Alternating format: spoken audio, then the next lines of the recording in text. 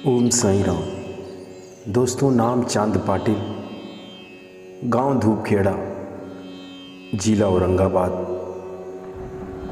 वो खुशकिस्मत इंसान जिसने सबसे पहले बाबा को देखा, बाबा से मिला और फिर अपने भतीजे की बारात में बाबा को शिरडी लेकर आया। दोस्तों, एक समय एक जंगल में जब इसकी घोड़ी खो गई थी, काफ़ी दिनों तक ढूंढने के बाद भी जब इसको घोड़ी नहीं मिली तो रास्ते में इसको बाबा मिल गए। बाबा ने पूछा, अरे चांद, क्या हुआ, घोड़ी मिली? वो सोचने लगा कि मैं इस फ़कीर को जानता भी नहीं हूँ, फिर इसे कैसे पता कि मेरी घोड़ी खो गई है। वो भी मन में ऐसा सोच ही रहा था कि बाबा ने फिर से कहा, अरे चांद, ये मत सोचो कि मुझे कैसे पता चला कि तुम्हारी घोड़ी खो गई है, बस ये बताओ कि घोड़ी मिली या नहीं। चांद पाटिल चक्कर में पड़ गया। वो सोचने लगा कि मेरे मन की बातें भला इस फ़कीर को कैसे पता चल रही हैं। उसने कहा, नहीं बाबा, मेरी घोड़ी नहीं मिली, कई दिन हो गए ढूंढते ढूंढते, लेकिन मुझे मेरी घोड़ी नहीं मिली। तो बाबा ने कहा कि एक काम करो, वो जो नाला है एक बार उधर जाकर देखो, क्या पता घोड़ी वहाँ मिल जाए। बाबा के कहे अनुसार चांद पाटिल ने जब उस नाले के किनारे जाकर देखा तो उसको अपनी घोड़ी मिल गई। वह अत्यंत प्रसन्न हुआ, खुश हुआ और आने के बाद बाबा को धन्यवाद करने लगा। बाबा से पूछने लगा कि बाबा, आप कौन हो, कहाँ से आए हो, आपको कैसे पता कि मैं इस परेशानी से जूझ रहा हूँ। बाबा ने हंसते हुए कहा, अरे छोड़ो चांद, ये बताओ चीलम पियोगे? दोस्तों, सोचो, जिस तरह से मीरा का विष का प्याला अमृत में बदल गया था, क्यों? क्योंकि परमपिता परमात्मा श्री कृष्ण भगवान उसमें साक्षात प्रकट थे। सारी दुनिया का मालिक एक चीलम बना रहा है और एक इंसान पी रहा है। वो एक ऐसी चीलम जिसने चांद पाटिल के नाम को अमर कर दिया। चांद पाटिल बोला, बाबा चीलम तो पी लेंगे, लेकिन यहाँ जंगल में आग और पानी कहाँ से आएगा? चीलम जलाने के लिए अग्नि और कपड़े को गीला करने के लिए पानी की आवश्यकता होती है। बाबा ने कहा, अरे चांद, अल्लाह मालिक है, वो सबको देता है तो हमें भी देगा।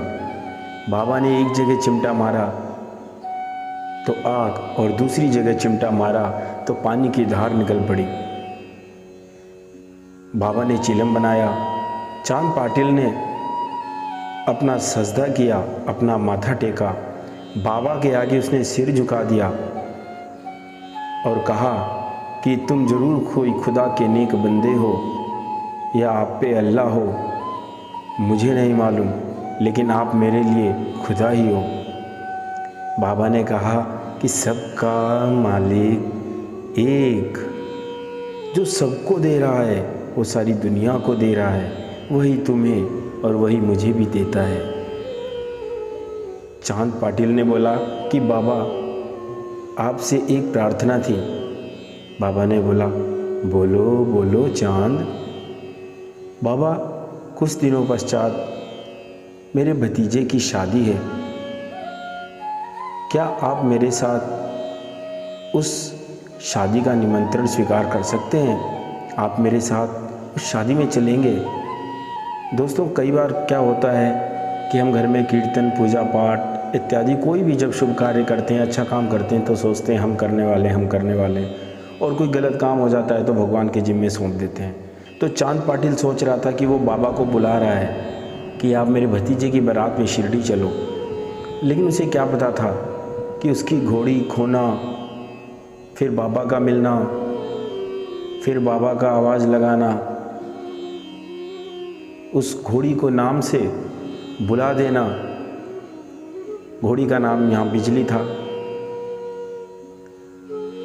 ये सारी जो, और फिर उसके मन में ये प्रश्न डालना कि बाबा क्या आप मेरे साथ मेरे भतीजे की बारात में शिरडी चलोगे, ये सब बाबा की लीला थी। क्योंकि बाबा को तो शिरडी जाना ही था, बाबा का गुरु स्थान था वो, बाबा को तो एक माध्यम चाहिए था। इसी तरह हम सोचते हैं कि हम ये करा रहे, हमने वो करा रहे, हमने उनको बुलाया, वो नहीं आया, दुनिया भर की भावनाएं हमारे मन में जन्म ले लेती हैं। लेकिन करने कराने वाला सब परमपिता परमात्मा है दोस्तों। बड़ी किस्मत से हमें मथुरा, वृंदावन, ज्वाला जी, वैष्णो देवी, हरिद्वार, मनसा देवी, चंडी देवी, किसी भी तीर्थ स्थान पर जब हम कहीं जाते हैं तो वहाँ की जो वाइब्रेशन होती है, जब तक हमारे ऊपर उसकी कृपा ना हो हम उस स्थान पर नहीं पहुँच पाते। कण कण में, मिट्टी मिट्टी में जहाँ बाबा के पैर पड़े शिरडी गांव में, कहते हैं इरादे लाख बनते हैं बनकर टूट जाते हैं, वही इस दर पे आते हैं जिन्हें बाबा बुलाते हैं। तो बाबा शिरडी में चांद पाटिल के भतीजे की बारात में पहुंच गए। बाकी का अगला भाग हम आपको बताएंगे अगली वीडियो में कि जब बाबा शिरडी में खंडोबा मंदिर में पहुंचे तो किस तरह उनका स्वागत हुआ और क्या क्या चीज़ें उनके साथ हुई। दोस्तों, तब तक के लिए आप सभी लोगों का दिल से धन्यवाद और वीडियो को अंत तक देखने के लिए आपका धन्यवाद। मिलते हैं जल्द अगली वीडियो में, तब तक अपना ख्याल रखें। ओम साईं राम।